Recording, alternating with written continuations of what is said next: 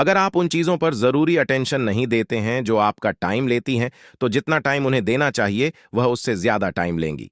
सोचिए, आप एक कंप्यूटर की तरह हैं। आपका दिमाग हर टाइम इंफॉर्मेशन प्रोसेस कर रहा है, नई इंस्पिरेशन ले रहा है और थॉट्स जनरेट कर रहा है। बिल्कुल कंप्यूटर की तरह आपके दिमाग में भी रम यानी कि वर्किंग मेमोरी की एक लिमिट है। जब आपके दिमाग की रैम भर जाती है तो वह स्लो हो जाता है और कम एफिशिएंट हो जाता है। यही होता है जब आप हर टाइम उन सभी चीजों के बारे में सोच रहे हैं जो करने की जरूरत है। आपका मन रिमाइंड्स टू डू लिस्ट और इनकम्प्लीट कामों से भरा हुआ है। यह कांस्टेंट मेंटल चैटर काम पर फोकस करने को मुश्किल बना देता है और इससे स्ट्रेस, चिंता और बर्नआउट भी हो सकता है। जेम्स एलन की लिखी हुई बुक गेटिंग थिंग्स डन आपके दिमाग के लिए एक सिस्टम अपग्रेड की तरह है। ये आपके थॉट्स और कामों को कैप्चर करने, ऑर्गेनाइज करने और प्रोसेस करने का फ्रेमवर्क प्रोवाइड कराती है। सिस्टम को फॉलो करने से आप अपने दिमाग की रैम को फ्री कर सकते हैं और ज्यादा प्रोडक्टिव बन सकते हैं। इस बुक में ऑथर हमें एस लाइफ जीने के तरीकों के बारे में बताते हैं। ऑथर बताते हैं कि जब हमारा माइंड क्लियर होता है और हमारे थॉट्स सिस्टमैटिक होते हैं, तभी हम स्ट्रांग प्रोडक्टिविटी हासिल कर सकते हैं और अपनी क्रिएटिव पावर को बढ़ा सकते हैं। डेविड एलन कहते हैं कि आने वाले महीनों या अगले दिन क्या करना है, यह याद रखने की बजाय हमारा दिमाग सिर्फ थॉट को सोचने और प्रॉब्लम को सॉल्व करने में अच्छा काम करता है। हमारा दिमाग हमारे सभी बड़े कामों को लिस्ट में लिखने और उन कामों को लगातार रिव्यू करने पर जोर देता है। मतलब, हमारा दिमाग एक प्रोजेक्ट मैनेजमेंट सिस्टम है। बुक को आसानी से समझने के लिए हम इस बुक को 15 चैप्टर में डिस्कस करने वाले हैं। लेकिन अगर आप हमारे चैनल पर पहली बार आए हैं तो इमीडिएट चैनल को सब्सक्राइब जरूर कर दें ताकि आप हमारे इस मिशन का हिस्सा बन पाएं, जहां हमारा गोल किताबों के जरिए करोड़ों लोगों की जिंदगी को बदलना है। हमारी वीडियोस कभी कभी थोड़ी लंबी हो सकती है क्योंकि हम बुक और कंटेंट की क्वालिटी पर कभी भी कंप्रोमाइज नहीं करते, इसलिए वीडियो को एंड तक देखना बहुत जरूरी है। तो चलिए फिर शुरू करते हैं। एक नई रियलिटी के लिए एक नई प्रैक्टिस। आमतौर पर हमारे आसपास बहुत से दूसरे काम और डिस्टर्बेंस होते हैं। ऐसे में क्लियर माइंड के साथ काम करने के लिए यह करें, उन सभी चीजों को क्लियर करें जिन्हें करने की जरूरत है। सभी इनपुट्स के बारे में पहले से डिसीजन लेकर आगे बढ़े। सभी जरूरी चीजों को एक साथ करें। आपको अपने दिमाग में कुछ भी फालतू की बात न रखने की आदत डालनी होगी और ऐसा करने का तरीका अपने टाइम, इंफॉर्मेशन और प्रायोरिटी को मैनेज करने के साथ ही आपको अपने सभी कामों को ठीक से मैनेज करना होगा। आपको ध्यान रखना होगा कि आप अपने टाइम के साथ क्या करते हैं और अवेलेबल इंफॉर्मेशन के साथ क्या प्रोडक्टिव करते हैं। ज्यादातर लोग इन रीजन की वजह से एक चीज के लिए कमिटेड नहीं हो पाते। क्लैरिटी की कमी, अपनी अगली प्लानिंग का पता ना होना और एक एक्शन लेने के बाद अगर जरूरत हो तो जरूरी चेंजेस के लिए रेडी ना रहना। अगर आप कमिटेड रहना चाहते हैं तो इन मेथड्स को अपनाएं। जो चीज आपके गोल के लिए जरूरी है उसे सोचें और उस पर ध्यान दें। बाकी चीजों को जितना हो सके इग्नोर करें। आपको अपने नेक्स्ट मूव्स के बारे में पूरी क्लैरिटी होनी चाहिए, इसलिए उन्हें पूरा करने की अच्छी प्लानिंग बना लें। एक बार जब आप उन सभी एक्शंस को डिसाइड कर लेते हैं जो करने हैं, तो उनके रिमाइंडर खाने चाहिए ताकि आप टाइम टाइम पर उन्हें देखकर पूरा कर सक। इसके अलावा आपको उन फाइनल गोल्स को लिखना होगा जो आप हासिल करना चाहते हैं, ताकि रिजल्ट को पाने के लिए वह आपको आगे बढ़ाने का काम करें। ऑथर कहते हैं कि यह चीजें हॉरिजॉन्टल फोकस के बराबर हैं, इसलिए इन्हें करने के लिए कमिटेडर अपने वर्कफ्लो को मास्टर करने के लिए 2 स्टेप्स पेंडिंग कामों पर ध्यान दें। ऑब्वियस बनाएं कि हर चीज का क्या मीनिंग है और इसे करने के लिए क्या करना चाहिए। पहले स्टेप में उन सभी चीजों को इकट्ठा करना है जो पेंडिंग है। इसके लिए आप अपने paper, note apps, voice recording और ईमेल की हेल्प ले सकते हैं। पेंडिंग चीजों को कैप्चर करने के 3 तरीके हैं।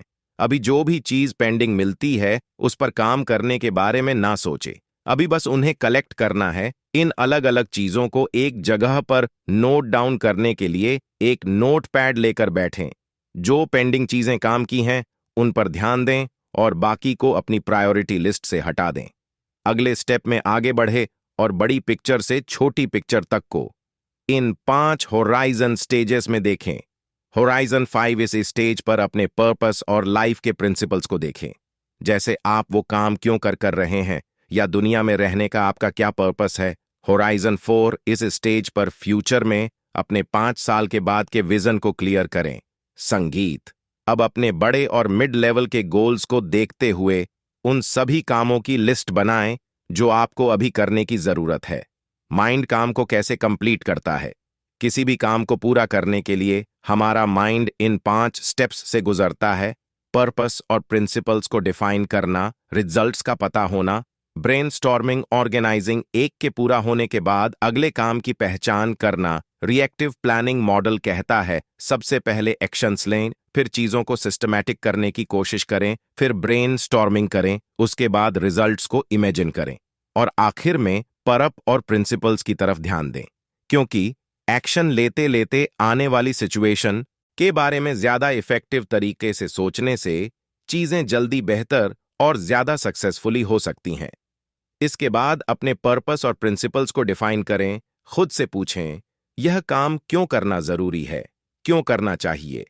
पूछने के कई फायदे हैं, जैसे यह सवाल आपकी सक्सेस को क्लियरली डिफाइन करता है। यह गोल ओरिएंटेड डिसीजन लेने वाला माइंडसेट बनाता है। इससे आप यह देखते हैं कि अभी अवेलेबल रिसोर्सेज के साथ कैसे उस गोल को पाया जा सकता है। हम अंदर से इंस्पायर होने लगते हैं। ये फोकस को बढ़ाता है अपने गोल तक पहुंचने के ऑप्शन को नोटिस करने के लिए हमारे माइंडसेट को एक्सपेंड करने लगता है। बहुत से लोग डिजायर्ड रिजल्ट्स को इमेजिन करने से खुद को तब तक रोकते हैं जब तक कि कोई उन्हें तसल्ली नहीं दिला देता कि वहां कैसे पहुंचा जाए। जबकि रियलिटी ये है कि आपको अपना वाई अच्छी तरह से क्लियर करना है। बाकी हाउ या कैसे करना है के रास्ते आपका सबकॉन्शियस माइंड अपने आप दिखा देगा।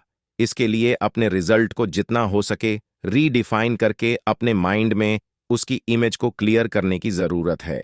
जब तक आप अपने रिजल्ट तक ना पहुंच जाएं, इसी तरह क्लियर करते रहें, आप पाएंगे कि जैसे ये क्लियर हो जाता है कि आपको एक्चुअल में क्या चाहिए, तो उसे पूरा करने का रास्ता कुछ ही दिनों में अपने आप मिल जाता है।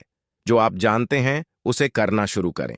सिर्फ टॉप फ्लोर पर चढ़ने का तरीका जान लेने से आप वहां नहीं पहुंच सकते। इसके लिए चढ़ना तो शुरू करना ही होगा। आप वहां तक की पहुंचने की जर्नी या सिस्टम को जितना मजेदार बनाएंगे, वह आपके लिए उतनी ही अच्छी तरह से काम करेगा और आपको वहां तक पहुंचा देगा। इसलिए आपके सिस्टम को तेज होने के अलावा मजेदार और आसान होना चाहिए। आप आजकल के डिजिटल एरा में कई लोग इसे ही रियलिटी मानकर बैठे रहते हैं, जिस वजह से वह बहुत सारी इंफॉर्मेशन तो कलेक्ट कर लेते हैं, लेकिन बिना एक्शन के अच्छी नॉलेज का भी क्या ही फायदा। इसलिए अपनी काबिलियत का इस्तेमाल करके आगे बढ़ने के लिए जो आप जानते हैं उसका यूज करना शुरू करें। अपनी चीजों को फिक्स करें। जो चीजें जरूरी नहीं हैं या स्ट्रेस देने वाली हैं, उसे अपनी फिजिकल, मेंटल और इमोशनल दुनिया से दूर कर दें। जब आपके आसपास ऐसी चीजें नहीं होती हैं, तो ध्यान सिर्फ उन्हीं चीजों पर जाने लगता है जो जरूरी है। एग्जाम्पल के लिए, आपकी टेबल पर एक बुक रखी है, आपने आईपॉड हटाकर कहीं और रख दिया और वहां अब सिर्फ बुक है। मान ले कि आपको अभी बुक पढ़ने की आदत नहीं है, तो कुछ टाइम बाद आप एक ना एक पेज जरूर पढ़ेंगे और धीरे धीरे बुक रीडिंग की आदत बन जाएगी, जो कि एक सक्सेसफुल हैबिट है। यही सेम तरीका फेलियर की तरफ ले जाने वाली हैबिट्स को बनाने के लिए तरफ भी ले जाता है। इसलिए अपने माहौल में सिर्फ उन्हीं चीजों को रहने की जगह दें जो कामयाब हैबिट्स बनाने की तरफ ले जाए। क्लियर करें। इसका मतलब है जब भी आप किसी चीज या इंसान के साथ अपना कीमती टाइम बिताने जा रहे हैं, तो इस बारे में क्लियर रहे कि वह आपके लिए वैल्यूएबल हैं या नहीं और आप उनके साथ क्या करने जा रहे हैं। हम अपना ज्यादातर टाइम इन चीजों के साथ बिताते हैं, कॉल, काम, लोगों के साथ डिस्कस करने के लिए, और फिर मोबाइल या कंप्यूटर पर इनके साथ टाइम बिताने से पहले अपने माइंड में 3 लिस्ट बना लें। सबसे जरूरी काम क्या है, उसके बाद क्या करेंगे और सबसे एंड में क्या करेंगे। सबसे जरूरी काम को सबसे पहले करें, उसके बाद कम इंपॉर्टेंट काम पर आएं। इन दोनों को करने के बाद ज्यादातर काम अपने आप पूरे हो जाते हैं, इसलिए कई बार अगली लिस्ट पर आने की जरूरत ही नहीं होगी। इसे डेली से शुरू करके वीकली और मंथली बेसिस पर करते रहें। इसी के साथ जो जरूरी काम आप दूसरों को डेलीकेट करते हैं उसे नोट जरूर कर लें।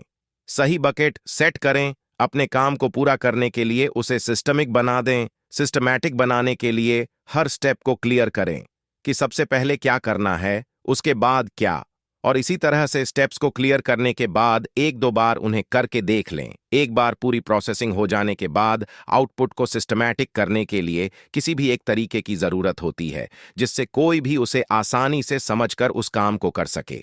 इसलिए ऐसा सिस्टम बनाएं। अपने सिस्टम स्टेप्स की लिस्ट में इन 7 चीजों को शामिल करें जिन पर आपको नजर रखनी होगी फाइनल गोल, और उस तक पहुंचने के लिए छोटे छोटे माइलस्टोन गोल की लिस्ट। हर गोल तक पहुंचने के लिए जरूरी रिसोर्सेस जिन्हें आप करेंगे तो यूज करेंगे या किसी और से करवाएंगे तो उन्हें प्रोवाइड करेंगे।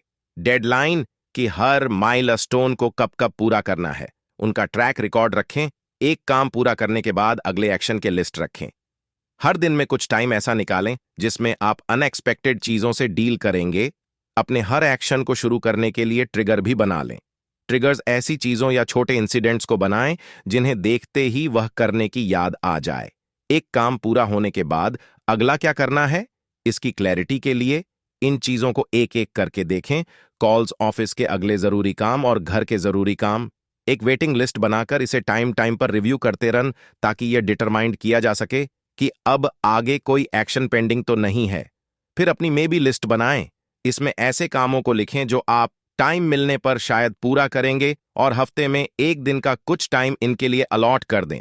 इन कामों को मैनेज करने के लिए आप नोटपैड या ऑनलाइन नोट में एक अलग फोल्डर बना सकते हैं।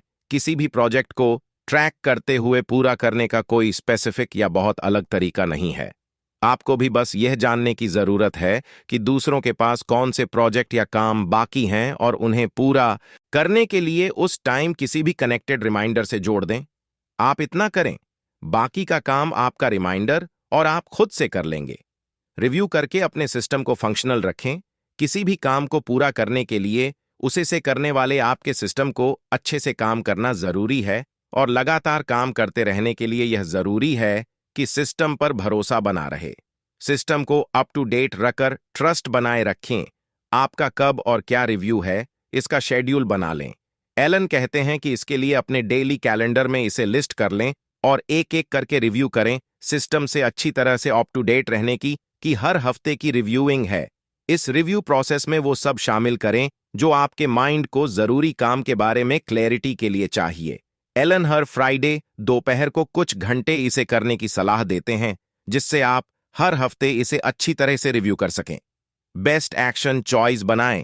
अपने एक्शन प्लान को इस तरह से बनाएं ताकि उसमें लिखे कामों को उनके डिसाइड किए हुए टाइम पर करने में मजा आए, जिससे आप उन्हें मन लगाकर आसानी से पूरा कर सकेंगे। अपने जरूरी कामों को रिव्यू करने के लिए 6 स्टेजेस मॉडल बनाएं और रिव्यू करने की शुरुआत स्टेज 1 यानी कि ग्राउंड लेवल से करें। H1 3Y2 आपकी कैपेसिटी के अकॉर्डिंग। अगले 6 महीने में ऐसे काम जिन्हें पूरा किया जाना बाकी है। होराइजन ऑफ एक हफ्ते या महीने में पूरे किए जाने वाले काम ग्राउंड और एंड में। ऐसे काम जिन्हें अभी तुरंत करना जरूरी है। आइए एक एग्जाम्पल से समझते हैं इसे कैसे करना है। मान लीजिए आपका लाइफ गोल एक अमीर इंसान बनना है। स्टेज 6 पर ये देखें आपको एक बिजनेस ओनर बनने के लिए क्या क्या करना होगा। एक बिजनेस कैसा होना चाहिए, उस सर अपनी पर्सनैलिटी को बनाने के लिए जो जरूरी चीजें हैं उन्हें करने की प्लानिंग स्टेज पर करें। स्टेज 5 विजन अपने लिए एक बिजनेस बनाएं जिसे करके आप अमीर इंसान बनेंगे।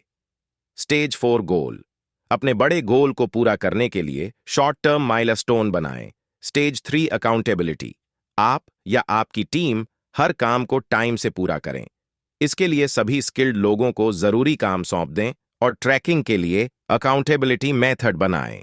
स्टेज 2 शॉर्ट टर्म अगले हफ्ते या महीने के गोल को अचीव करने के मोटिवेशन को बनाए रखने के लिए प्लेजर गोल बनाएं। स्टेज 1 एक्शन अब उन्हें पूरा करने के लिए इमीडिएट क्या करना है, जैसे क्लाइंट को कॉल करना, नए क्लाइंट्स बनाने हैं, प्रोडक्ट क्वालिटी को इंप्रूव करना है, ये सब करें। सिस्टम की चीजों को अच्छी तरह से कंट्रोल करने के लिए सबसे अच्छा तरीका बैलेंस तरीके से सभी लेवल्स का मैनेजमेंट करना है, ऊपर से नीचे के स्टेजेस की तरफ क्लैरिटी के साथ अपनी लाइफ में इस तरह प्रोडक्टिव अलाइनमेंट बनाएं। क्लियर करें कि आप प्लेनेट पर क्यों हैं, किस तरह की पर्सनल और प्रोफेशनल लाइफ आपको इसे पूरा करने की परमिशन देंगी, किस तरह की जॉब और रिलेशनशिप आपको उस डायरेक्शन में बढ़ने में सपोर्ट करेंगे, इन्हें पूरा करने के लिए जितना जल्दी हो सके आप अभी क्या कर सकते हैं।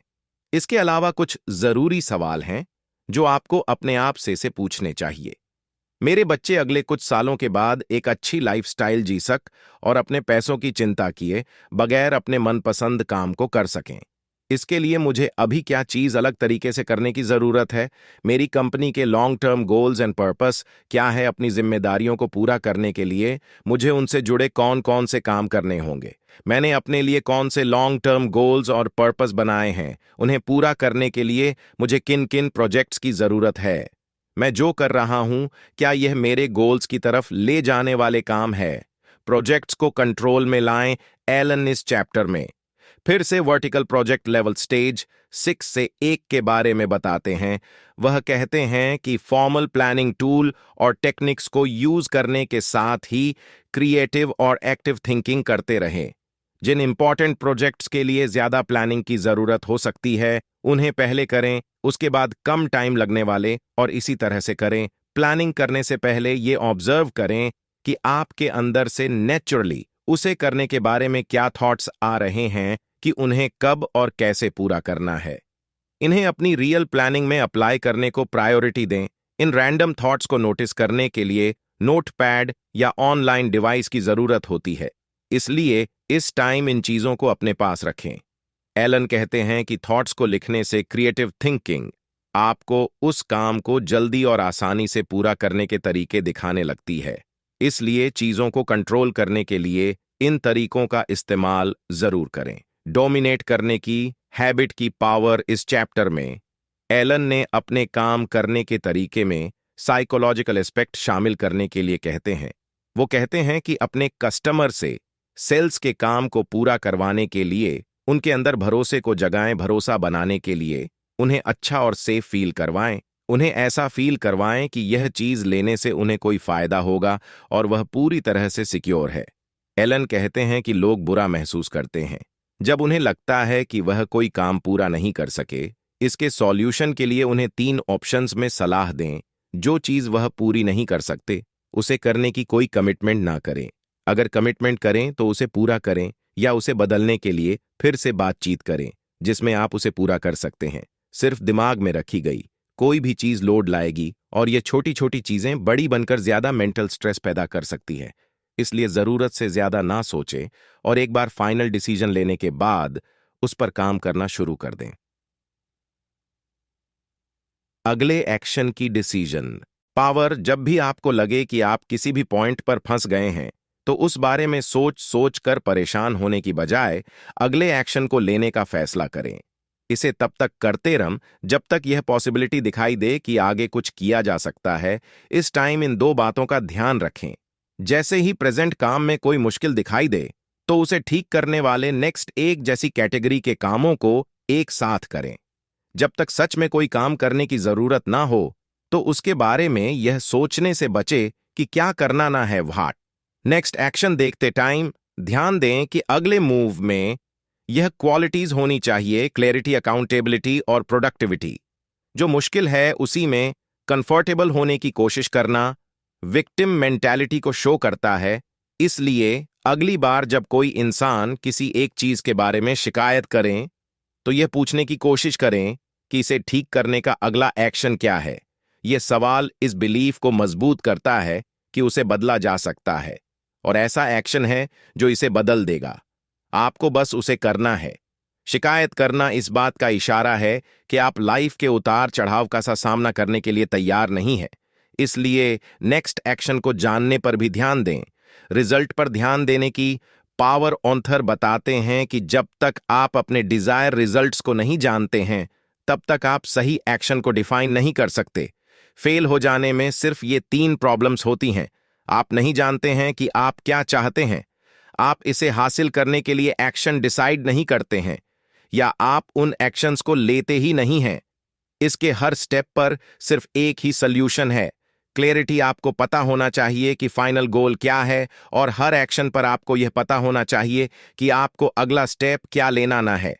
आप जो कुछ भी कर रहे हैं उसके रिजल्ट के बारे में क्लियर होने से रास्ते में आने वाले चैलेंज से डील करने का मोटिवेशन मिलता है। इससे आप उन तरीकों के बारे में क्लियर होने लगते हैं जिन्हें फाइनल रिजल्ट तक पहुंचने के लिए अपनाया जा सकता है।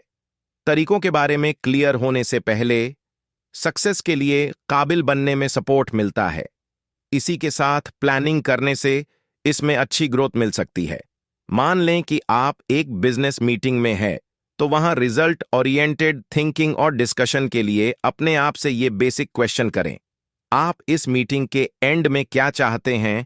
आपकी कंपनी का ऑब्जेक्टिव क्या है? क्या इस मीटिंग का पर्पस उससे मेल खाता है? अगर मीटिंग में एक नया सॉफ्टवेयर इंट्रोड्यूस किया जा रहा है, तो सामने वाले की बातों से इन्फ्लुएंस होने की बजाय यह देखें कि आप इस सॉफ्टवेयर से क्या हासिल करना चाहते हैं और सबसे जरूरी सवाल, आप ये मीटिंग क्यों कर रहे हैं? याद रखें, बिना क्लियर रिजल्ट या गोल की मीटिंग्स बिना मतलब के डिस्कशन की ओर ले जाती हैं, इसलिए मीटिंग से पहले उसके पर्पस को क्लियर करने की जरूरत है। इसके अलावा मीटिंग तब यूजलेस होती है जब आपके ऑब्जेक्टिव और डिजायर्ड रिजल्ट्स को पाने और डिस्कस की जा रही प्लानिंग में रियलिटी की कमी हो। इसीलिए डिजायर्ड रिजल्ट्स को क्लियर करें और उस तक जाने की रियलिस्टिक प्लानिंग बनाएं। जरूरी चीजों को लिख लें। हमारा दिमाग क्रिएटिव थिंकिंग या कुछ नया सोचने में बहुत तेज है, लेकिन उसे याद रखने में सुस्त है। जब आप अपने इस क्रिएटिव माइंड को अपने ऑर्गेनाइजिंग सिस्टम की तरह इस्तेमाल करने की कोशिश करते हैं, तो आपका माइंड ओवरवेलम होने लगता है और नई चीजों पर ध्यान देने की कैपेसिटी कम होने लगती है।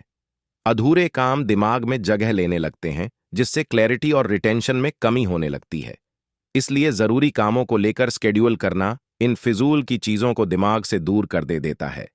Advance getting things done method. Getting things done method में मास्टरी हासिल करने के लिए 2 एडवांस स्टेप्स हैं। अपने वर्कफ्लो को बनाए रखने और मैनेजमेंट के लिए इसके फंडामेंटल को अच्छी तरह से प्लान करें। चीजों को अच्छी क्वालिटी के साथ कम टाइम में करने के लिए नई स्किल सीखते रहें। ऐसा करने से आप अपने नेचुरल प्रोडक्टिव जन में आ जाएंगे। तो दोस्तों, ये थी गेटिंग थिंग्स डन बुक की समरी। इस बुक से आपने स्ट्रेस फ्री लाइफ जीने के तरीकों के बारे में जाना और इसे अपनी लाइफ में शामिल करके कोई भी स्ट्रेस से दूर होकर अपनी लाइफ में आगे बढ़ सकता है। यह बुक हमारे दिमाग को सिस्टमिक करने में बहुत हेल्प करती है। हमें उम्मीद है आपने भी स्ट्रेस फ्री होकर सुकून से काम करने के तरीकों को अच्छे से समझ लिया होगा और आप इन्हें अपनी लाइफ में अप्लाई करके अपनी लाइफ में स्ट्रेस फ्री लाइफ को हासिल कर सकेंगे। इस बुक में दी गई कोई भी टिप जो आपको सबसे ज्यादा पसंद आई, जिसे आप आज से ही इंप्लीमेंट करना शुरू करेंगे, हमें कमेंट करके जरूर बताएं। इसके साथ साथ आप हमें यह भी बता सकते हैं कि अगली बुक समरी आप कौन सी चाहते हैं जो हम अपने चैनल पर रिलीज करें। जल्दी मिलते हैं और भी बेहतरीन वीडियो के साथ। Thank you so much.